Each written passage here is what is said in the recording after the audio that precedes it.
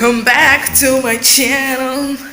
I'm drinking apple cider and lemon juice these days because it really helps with like bowel movement and stuff like that. I don't feel heavy and bloated anymore. This is actually magic, like seriously. Before we start getting confused here, I have not converted to Islam. It's just that my hair is bad. My hair is, look at, no, we can't do this. No, we're gonna cover this up. Just pretend like you didn't see that. We're gonna cover this up and we're gonna do this video. I hope you enjoy this one. This is a story that nobody has ever heard before. All right, so on to the story time. So it was 2015 and I was in second year, okay? And I went to renew my visa because here, like in Malaysia, if you're an international student, you have to renew your visa after every, like, what is it, a year? After every year or something, you have to renew your visa. So I went to renew my visa and they told me that my visa had already been cancelled. I had no idea that my visa had been cancelled. Nobody had told me that my visa had been cancelled. Sorry about the noise. Nobody had told me that my visa had been cancelled. So I was really shocked about that. And I was asking them, like, how did it happen? Like, when did it happen? Blah, blah, blah. So basically the story was I had gone home for the long holiday, for the summer holiday, for like 3 months for the holiday. And I hadn't paid all of my fees. It was like I hadn't paid, I think I had a balance of like $200 that I hadn't paid, and I like was overdue or something, and I only paid it like 2 months later or something like that, and they had already canceled my visa. And they did send me a message, like they did send me an email, but I didn't see it because it was literally one sentence that just said, "Dear Caroline, your visa has been canceled." That's basically it. So I didn't see that because who checks their emails when they're like at home having fun and it's Christmas holiday? Who checks their emails? So I didn't know that, so I flew back to Malaysia without knowing that my visa had been cancelled.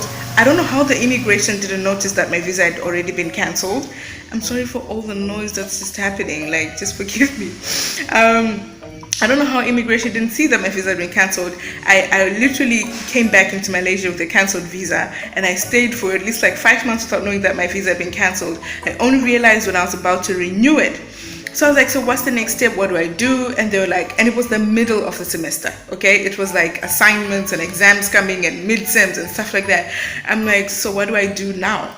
So they're like, there's no choice. You just have to like defer the semester, go back home, sort out the visa and come back. I was like, that's not possible. That means that I have to do an extra semester. I am not about to do that. So they were like, I was like, I really can't. And I was lying to them like, my dad really doesn't have money for me to catch a flight right now. Like there's no way I'm gonna get out of Malaysia. Like there has to be another way, because I was really panicking.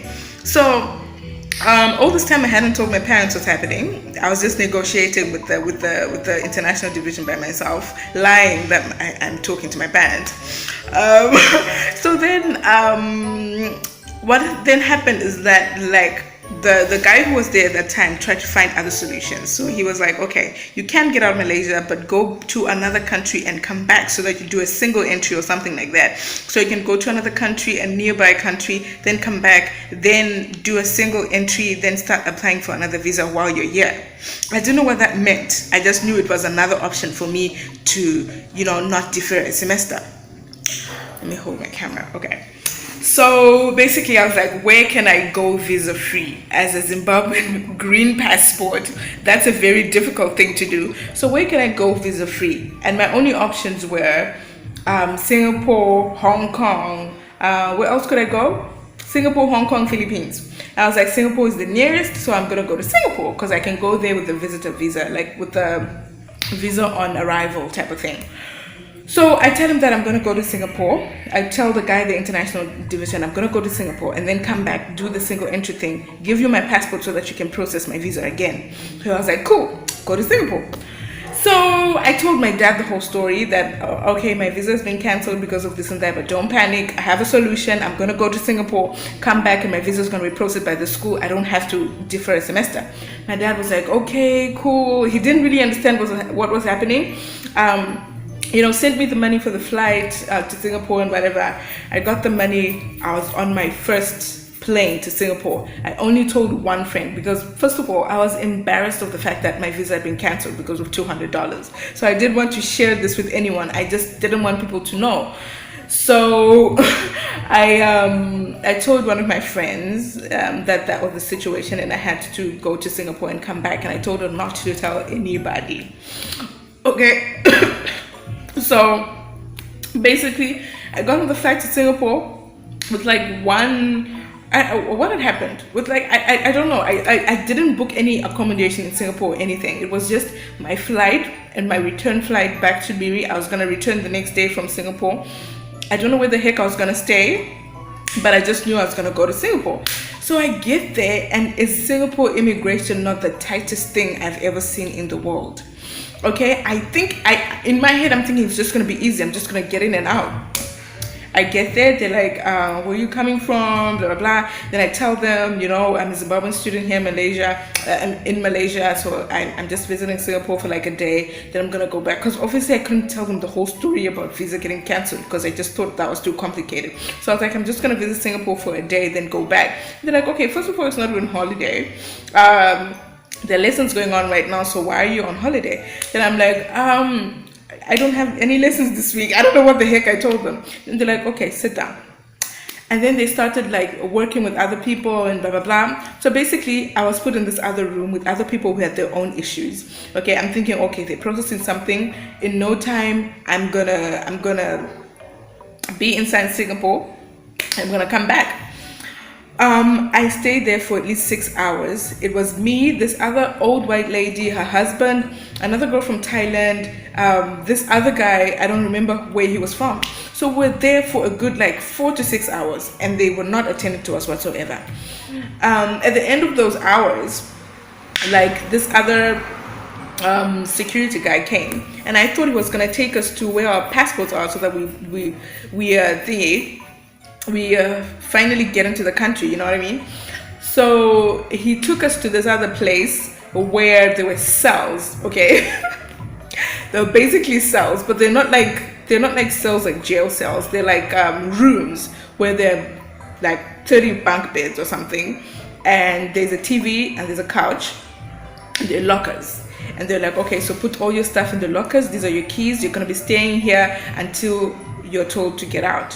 I'm like, what is happening? Because all this time I was thinking, oh, I'm just going to get in and out and go back and sort out my visa in Malaysia. Then I was like, what's happening? Nobody talks to you, nothing. I don't know why. They just expect you to know what's happening. So I was really panicking. So the white lady was like, she was really kind, okay, you guys, but I forgot what her name was. So for now, I'll just call her old white lady, okay? I hope that's not offensive. So the old white lady told me, you have been deported. This is what deportation looks like. You have been deported. This is where they put people when they've been deported. I was like, what in the world? I have so many things to sort out right now. I need to go back to Malaysia. Nobody knows I'm in Singapore except for one person. And if I don't come back by tomorrow, she's going to panic and she's going to tell the whole world what's happening. I was panicking, and I basically didn't know when I was going to get out. So I was panicking. So the other security guy, who looked really mean, but at that time I was too stressed to even care that he was scary. So I walked up to him and I was like, look, I am a student. I don't know what's happening. I just came here and I am supposed to catch a flight tomorrow to go back to Malaysia because I have class, and I did have class. So I was like, my passport has been taken. I can't go back. I can't catch my flight. Like, what's happening? Then he was like, I guess he felt sorry for me because every human has a heart, okay? So he was like, okay, you have been deported, and they don't tell you the reason why you've been deported, but the thing is you have been deported. So basically you stay here until they find a flight for you to go back to where you're coming from. So I was like, so does that mean I'm going back to Zimbabwe, or what the heck is happening? They're like, okay, you don't go back to your country basically, like necessarily, but they take you back to where you're coming from when you came to Singapore. So I was like, okay, cool. So I'm going back to Malaysia, so that's fine. So I'm like, when? He's like, I can't tell you that because they can only release you when they have found a flight for you. So I was like, so what happens? Like, can I call somebody? What can I do? So they're like, yeah, we can give you a phone so that you can call somebody.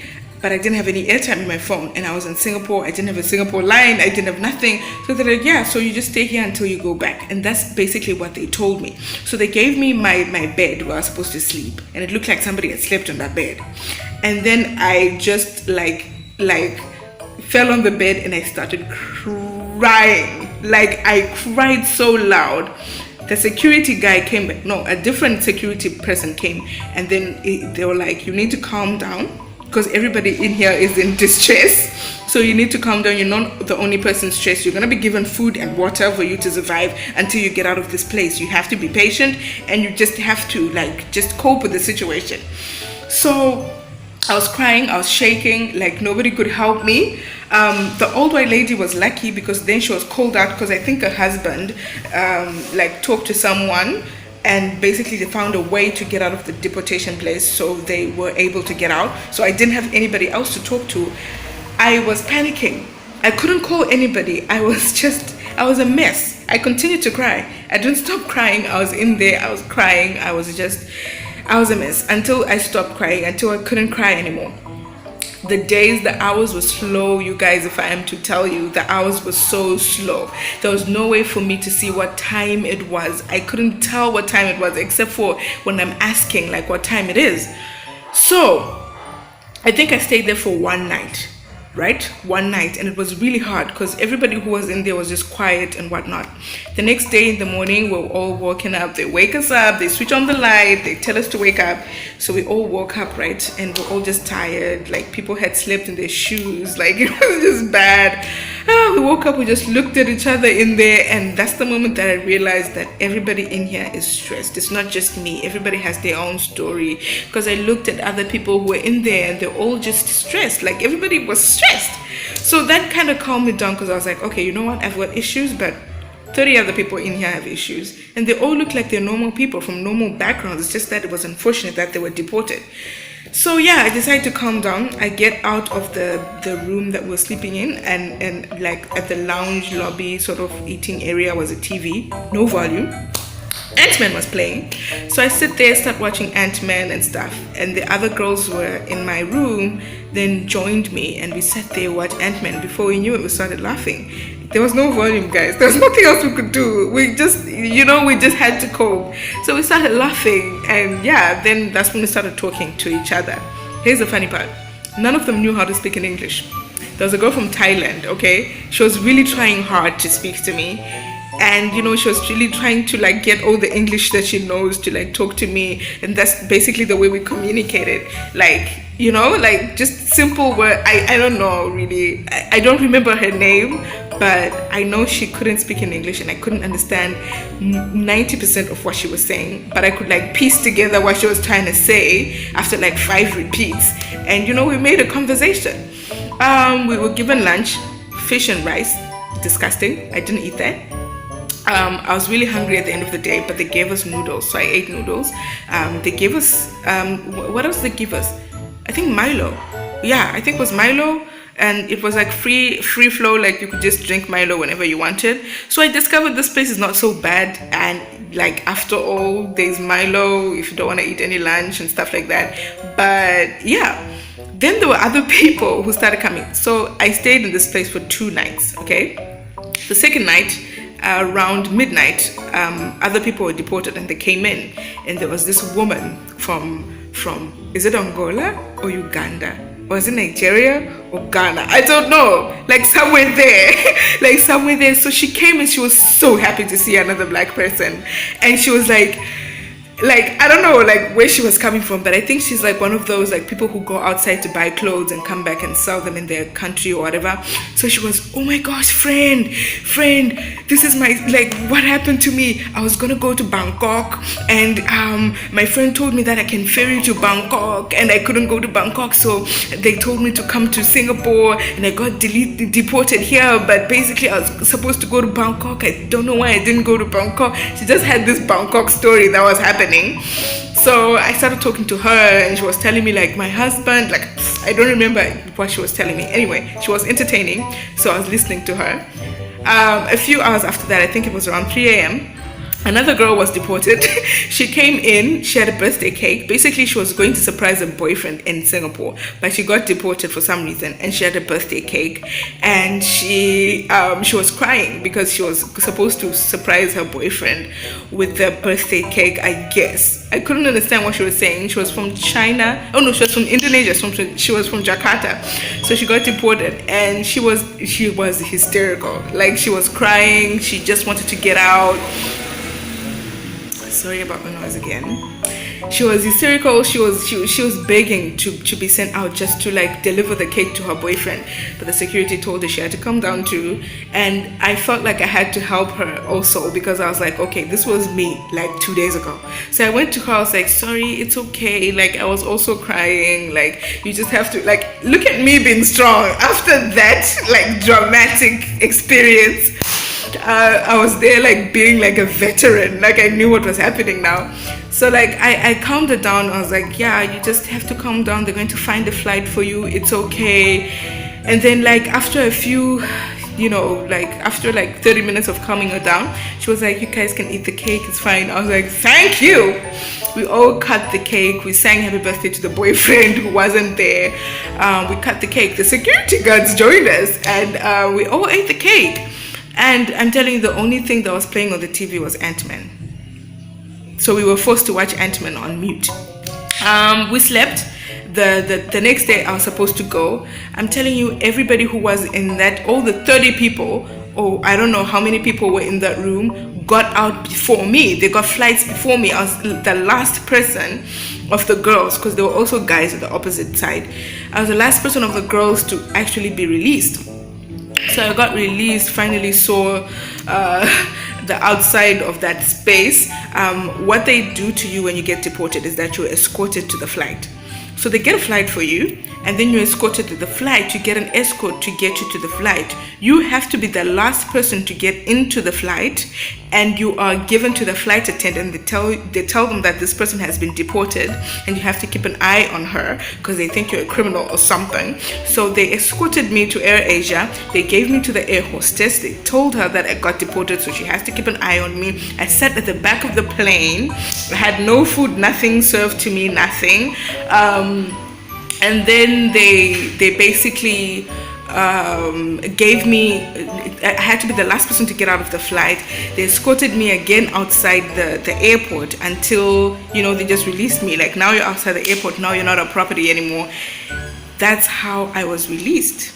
And then I finally went home. When I got home, obviously my friend who I trusted with all my information had been in a panic state because she was expecting me to text her and I didn't. So she had told people that I had gone to Singapore. Did she tell people? No, actually she kept my secret. She didn't tell anybody. No, she told people at home. She didn't tell people around here. She told people at home that I wasn't answering, that I'd gone to Singapore but I wasn't answering, and she was kind of worried about it. I really commend you, Ranga, for not sharing my story with anybody in Miri, or like just like panicking to the point that you told people my story, because at that time I really didn't want to tell anyone what was happening with me. So thank you so much for not telling anybody my story. Thank you for telling the right people my story, because she only told people who were at home, like my sister and stuff like that. So yeah, I finally got home, and everyone was asking me where I've been, and I just lied that I went to KL. I don't know, I just didn't, at that time I didn't want anybody to know that I was facing a hardship, because this is the reason why. At that time, I felt like I had no confidence in my life in Miri. I had no people that I could share such deep secrets or things that I'm insecure about. So that's why I only told one person, because at that time she was the only person I could trust. So yeah, that's why I had to protect myself and lie, because I felt like if I told the truth about what was really happening to me, I would be talked about behind my back. I just didn't trust people to that extent. So yeah, that's basically what happened when I got deported, you people. And nobody knows this story besides Ranga, obviously. And like, yeah, basically that's what happened to me. That's how people get deported in Singapore. If you want to go to Singapore, guys, go with your papers straight, go with your accommodation straight, with your spending money there, go with your open story, because they will definitely send you back. Okay, but the good thing is at least they'll give you food and water and a toilet and a shower, which I didn't use because I just didn't want to get in there. But it's clean, it's fairly clean. It's just that I just didn't want to take off my clothes in that place. Anyway, yeah, so basically that's my story. And those are the funny things that happened to me while I was in Malaysia. It was quite an experience for me, and it's a blessing, and also it's kind of sad that I'm gonna miss this place when I do leave. But yeah, that was my story. Basically, that was it, guys. I hope you enjoyed the story.